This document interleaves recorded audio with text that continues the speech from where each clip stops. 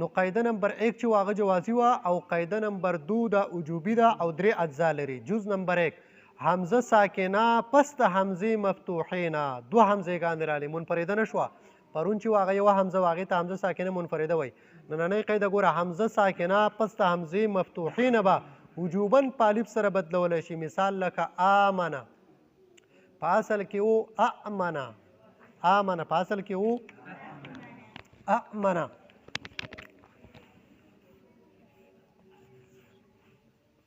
دا حمزه ساکنه پس د حمزې مفتوحې نه راله. دا حمزه به بدله شوه په الف سره د دې نه جوړ شو آمنه. څه ته جوړ شو؟ آمنه. دویم نمبر جز دا وجوبي دی ښه. حمزه ساکنه پس د حمزې مفتوحې نه به وجوبا په الف سره بدلې آمنه. حمزه ساکنه پس د حمزې مضمومي نه به وجوبا بدلولی شي په واو سره لکه اومنه په اصل کې و اؤمنه اؤمنه. دا حمزه ده دا بل هم حمزه ده خو دا حمزه ساکنه پس د حمزې مضمومي نه ده نو دا حمزه به بدله شي په واو سره او دې نه به جوړ شي څه شی اومنه. او جز نمبر 3 حمزه ساکنه پس د حمزې مکسوري نه به وجوبا بدلولی شي په یا سره لکه ایمان په اصل کې و اعمان. دا حمزه چې ده دا ساکنه دی دا بدل شو په یا سره ایمان ته جوړ شو اعمان ایمان. نو آمنه اومنه ایمان.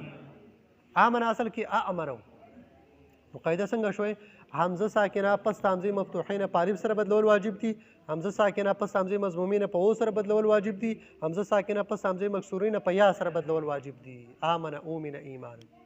نور مثالونه به ګورئ ښه. قاعده نمبر 3 دا قاعده جوازي ده او 3 اجزا لري. دا اوس جوازي ده.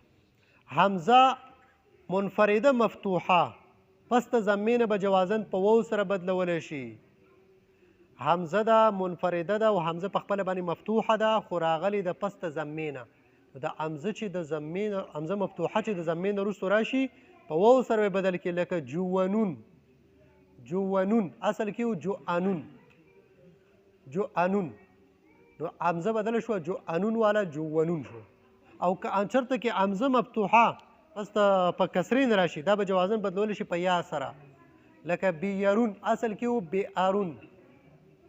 په درې واړو کې به حمزه مفتوحه ښه خو پس د فتحې نه چې وه حمزه مفتوح دا به بیا په الف سره بدلولی شي پس د کسرې نه په یا سره بدلولی شي پس د ضمې نه به په واو سره بدلولی شي. 3 جزونه شو.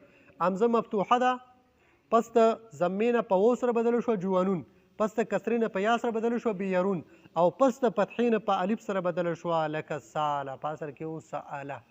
قاعده نمبر 4 دا قاعده ذو جهتین ده. ذو جهتین څه ته ویلی شي؟ یو جز دوه اجزا لري. یو جز جوازي دی او بل وجوبي دی. نو چې یو جز جوازي شي او بل وجوبي شي ذو جهتین شو که نه دوه جهت والا شو ښه. نو اولني جز ته وګورئ دوه حمزېګان راغلي په یوه کلمه کې دواړه متحرکه دي یوه حمزه پکې مکسوره وه. نو دا دویمه حمزه به بدلولی شي په څه سره؟ په یا سره. مثال لکه ائمتون په اصل کې و ائمتون ائمتون. نو دوه حمزېګانې شوې که نه او یو پکې مکسوره ده. دویمه حمزه په یا سره بدل کړي ائمتون. دا به څه وایي ائمتون. دا جوازي دي ښه. که چا بدله نه کړه او چا ائمتون ومویل خیر دی. دا جز جوازي دی چې کله دوه حمزېګان راړي دواړه متحرک وي یو پکې مکسوره وه دویمه حمزه بدلېږي په یا سره. قاعده یاده شوه؟ دوه حمزې متحرک وي یو پکې مکسوره دویمه حمزه بدلېږي په یا سره. مثال لکه ائمتون اصل کې و ائمتون. او دویم نمبر جز چې دی دا وجوبي دی او هغه دا چې کله دوه حمزېګان راشي دواړه متحرکې وي او مکسوره پکې نه وي دویمه بیا بدلول په واو سره واجب دي. مثال لکه اوادمو اصل کې و اعادمو.